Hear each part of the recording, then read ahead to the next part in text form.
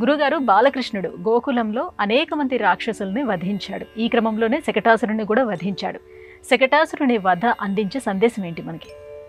నిదురించిన శిశువాకొని కిదుకుచు చనుగోరి కిసలయ్య విలసత్ మృదు చక్ర చాప రేఖాస్పద పదమున తన్నెనొక్క బండిన్ దండిన్ అని శకటాసుర వధను ప్రస్తావన చేస్తూ భాగవతంలో పోతనామాచ్యుడు అద్భుతంగా వివరించాడు. బాలకృష్ణుడు బోర్లా పడగానే యశోద చాలా సంతోషించింది. బోర్లా పడితే బొబ్బట్లు చేసి మేనమామను పిలవాలన్నది మన సాంప్రదాయం. ఆమె గోకులంలో ఉన్న గోపవనితలందరినీ పిలిచి పేరంటం చేసింది.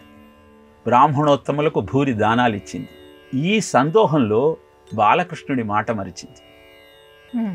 ఆ కృష్ణుడికి ఆకలైంది. ఆకలయ్యి కాళ్లను పైకి కిందికి ఆడించటం మొదలుపెట్టాడు. ఈ బాలకృష్ణుని వధించాలని శకటాసురుడనే రాక్షసుడు బండి రూపంలో ఆ బాలకృష్ణుడి దగ్గరికి చేరాడు. అలా కాలును పైకి తన్నినటువంటి బాలకృష్ణుడికి శకటాసురుడు తగిలి వాడు లేచి ఆకాశానికి ఎగిరి ముక్కలై కింద పడ్డాడు. ఆశ్చర్యపోయింది యశోద.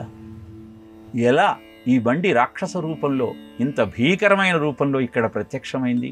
అది మృతుడై ఉన్నాడు, వీణ్ణి ఎవరు చంపారు అని అడిగితే బాలకృష్ణుడి కాలు ఆ బండికి తగలటం చూచిన బాలురంతా బాలకృష్ణుడే సంహరించాడు అని యశోదకి తెలియచేయగానే, బాలుండెక్కడ బండి ఎక్కడ నభోభాగంబుబై చేర్పణ్ కలందన్నుడ ఎక్కడ ఏలా బాలురు కల్లాడిరి ఈ చోద్యమే లోకంబుననైన చెప్పబడునే అంచు అలాపించుచు వేలు వ్రేతలు ప్రభూతాశ్చర్యులైరందరున్.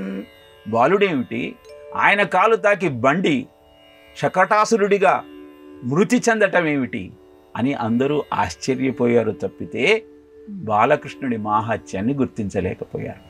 ఈ లీల చాలా చిన్నది, కానీ ఒక అద్భుతమైన సత్యాన్ని మనకు తెలియజేస్తూ ఉన్నది. కృష్ణుడు బోర్లా పడటానికి, శకటాసురుడు వధింపబడటానికి మనం తెలుసుకోవలసినటువంటి, అన్వయించుకోవలసినటువంటి నిత్య జీవిత సత్యం ఏమిటి అంటే, భగవంతుడు మనకు కూడా ఒక శకటం ఇచ్చాడు. అదే ఈ దేహం. ఈ దేహాన్ని మనము ఏ విధంగా ఉపయోగిస్తూ ఉన్నాము? నేను, నాది అన్న స్వార్థభావనతో, సంకుచితమైన ఆలోచన విధానంతో, కేవలము విషయభోగాలు, ప్రాపంచిక సుఖాలే సర్వస్వంగా భావించి జీవిత పరమార్థాన్ని గ్రహించలేకుండా జీవన ప్రయాణాన్ని ఈ బండితో కొనసాగిస్తూ ఉన్నామా? లేక ప్రయోజనాన్ని తెలుసుకొని ఆ పరమాత్మను చేరుకోవటం కోసం ఈ బండితో ఏదైనా సాధన చేస్తూ ఉన్నామా? సాధన చేస్తున్నట్టు నీకు ఎలా తెలియాలి అంటే, నువ్వు బోర్లా పడాలి. బోర్లా పడటం అంటే ఎప్పుడూ స్వార్థభావనతో ఉన్న మనం మనహ మనహ మనహ, నాది నాది నాది అన్న ఆలోచనతో ఉన్నాం.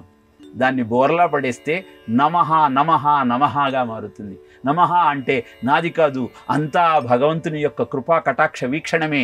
ఈరోజు నేను ధనాన్ని ఆర్జిస్తూ ఉన్నానన్నా, అందరి చేత కీర్తి ప్రతిష్టలు పొందుతూ ఉన్నానన్నా, ఇది నా ప్రయోజకత్వం కాదు. కర్తృరాజ్ఞయా ప్రాప్యతే ఫలం కర్మ కిం పరం కర్మ తజ్జడం. నేను ఆచరించే కర్మ జడమైనది, అంతా నడిపించేది ఆ పరమాత్మ మాత్రమే. ఏది యాదృచ్ఛికము కాకతాళీయము కాదు, అంతా భగవన్ నిర్ణయమే అన్న భావనతో కష్టం వచ్చినా సుఖం వచ్చినా అదంతా ఆ పరమాత్ముడి లీల అన్న భావనతో ఈ శకటాన్ని నువ్వు ముందరకి నడిపగలిగినట్టయితే నీ జీవితం అద్భుతంగా మారి ఆనందం ఇహము పరము నీ సొంతమవుతుంది.